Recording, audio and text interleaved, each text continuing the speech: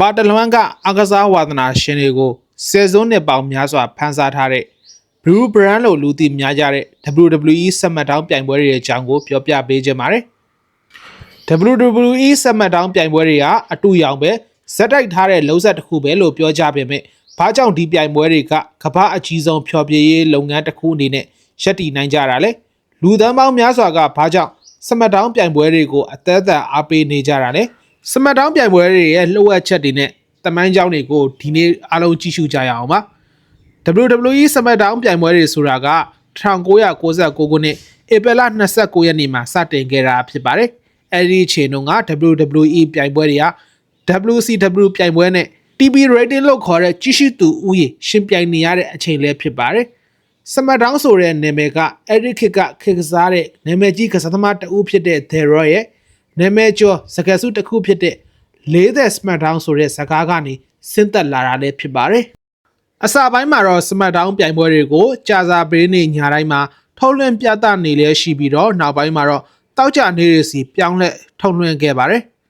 စမတ်ဒေါင်းရဲ့ထူးခြားချက်ကတော့ Blue Brand လို့ခေါ်တဲ့အပြာရောင်သင်းပြိုင်ပွဲဖြစ်ပြီးတော့ Raw ပြိုင်ပွဲတွေနဲ့မတူညီတဲ့ရက်သားမျိုးကိုပေးစွဲနိုင်တဲ့ပြိုင်ပွဲတစ်ပွဲဖြစ်ပါတယ်2002ခုနှစ်မှာတော့ Brand Extension လို့ဆိုတဲ့အစီအစဉ်အရကစားသမားတွေကို Raw နဲ့ SmackDown ဆိုပြီးနှစ်ဖွဲ့ခွဲလိုက်တဲ့အခါမှာတော့ SmackDown ကကိုပိုင်အမှတ်သားနဲ့အောင်မြင်မှုလမ်းကြောင်းပေါ်ကိုတရှိန်တိုးတက်လှမ်းလာနိုင်ခဲ့ပါတယ်။ SmackDown ဟာရုပ်သံလိုင်းပေါင်းများစွာကိုပြသခဲ့ပြီးလက်ရှိချိန်မှာတော့ကမ္ဘာတဝန်းကနိုင်ငံပေါင်း180ကျော်မှာဘာသာစကားပေါင်း30နဲ့ထုတ်လွှင့်ပြသနေဆဲဖြစ်ပါတယ်။ WWE စမတ်ဒေါင်းပြိုင်ပွဲတွေရဲ့အကြီးမားဆုံးအောင်မြင်မှုတစ်ခုကတော့2019ခုနှစ်မှာ Fox Network နဲ့ဒေါ်လာဘီလီယံချီတန်တဲ့စာချုပ်တစ်ခုကိုချုပ်ဆိုနိုင်ခဲ့တာလည်းဖြစ်ပါတယ်။ဒါဟာနမန်းပြိုင်ပွဲတစ်ခုဟာအကစားသီးသန့်မဟုတ်တော့ပဲ mainstream media လို့ခေါ်တဲ့လူကြားကအဓိကဖျော်ဖြေရေးတစ်ခုဖြစ်လာတယ်ဆိုတာသက်သေအခိုင်အမာပြလိုက်တာပါ။ဒါအပြင်အပိုင်းပေါင်း1000ကျော်ကိုအောင်မြင်စွာထုတ်လွှင့်နိုင်ခဲ့ပြီးအမေရိကန်ရုပ်သံထုတ်လွှင့်မှုတမိုင်းမှာတော့တက်တန်းရှည်ကြဆုံးအပတ်စဉ်ထုတ်လွှင့်ပြသတဲ့အစီအစဉ်တွေကတစ်ခုဖြစ်လာခဲ့ပါတယ်။စမတ်ဒေါင်းလို့ပြောရင်ဒီနာမည်တွေကိုခြံထားလို့တော့မရပါဘူး။ The Rock စမတ်ဒေါင်းရဲ့ဖခင်ကြီးလို့တောင်သူ့ကိုပြောလို့ရပါတယ်။သူ့ရဲ့စကားပြောစွမ်းရည်နဲ့ဖျော်ဖြေမှုတွေကစမတ်ဒေါင်းတွေကိုအစာပြောပြခဲ့တာလည်းဖြစ်ပါတယ်။ The Undertaker သူကတော့စမတ်ဒေါင်းလောကရဲ့ကြော်ရိုးဖြစ်ခဲ့ပါတယ်2000ပြည့်ခုနှစ်တွေမှာစမတ်ဒေါင်းဟာ Undertaker ရဲ့အိမ်လို့တောင်တင်စားခေါ်ဝေါ်လို့ရပါတယ်အဆုံးစွန်သောအခွင့်အရေးသမားလို့လူသိများတဲ့အတကစမတ်ဒေါင်းပြိုင်ပွဲတွေမှာ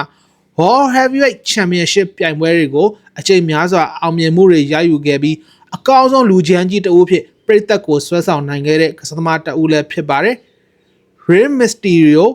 Rey Mysterio ကတော့ခန္ဓာကိုယ်သေးငယ်ပေမဲ့ကြီးမားတဲ့နှလုံးသားရှိတဲ့ Rey ဟာလူငယ်တွေရဲ့ idol ဖြစ်ခဲ့ပြီးစမတ်ဒေါင်းလောကရဲ့စိတ်လှုပ်ရှားစရာအကောင်းဆုံး high flying ပုံစံတွေကိုပြသနိုင်ခဲ့တဲ့သူတစ်ယောက်ဖြစ်ပါတယ်။ Roman လက်ရှိချိန်မှာတော့ The Travel Chief Roman ဟာစမတ်ဒေါင်းကိုစိုးမိုးထားပါတယ်။သူ့ရဲ့သမိုင်းဝင်ရပ်ပေါင်း1000ကျော်ချန်ပီယံတထမ်းဟာလက်ရှိချိန်ထိစမတ်ဒေါင်းမှာသမိုင်းထိပ်ရေးထိုးနေစေဖြစ်ပါတယ်။ခြုံငုံပြီးပြောပြရမယ်ဆိုရင်တော့ WWE စမတ်ဒေါင်းပြိုင်ပွဲတွေဆိုတာကအကစားထက်ပိုတဲ့ sport entertainment တွေပါလူသားတွေရဲ့စိတ်ကူးရင်အိမ်မက်တွေကိုကွင်းတွင်းမှာအကောင့်တွေဖော်ပြနေတာဖြစ်တယ်လို့မျိုးဆက်ပေါင်းများစွာကိုလက်ရှိချိန်ထိဖျော်ဖြေမှုရတတွေပြေးဝနေတဲ့ပြိုင်ပွဲတစ်ခုလည်းဖြစ်ပါတယ်တကယ်လို့ခမားသာစမတ်ဒေါင်းပြိုင်ပွဲကိုအစင်ဆက်အားပေးလာသူပဲဖြစ်ဖြစ်အခုမှစိတ်ဝင်စားတဲ့လူပဲဖြစ်ဖြစ်ဒီပြိုင်ပွဲရဲ့ဆွဲဆောင်မှုတွေကတော့နောက်ထပ်နှစ်ပေါင်းများစွာထိကမ္ဘာတစ်လွှားမှာရှိနေအောင်မှာတော့အသေးကြပါပဲ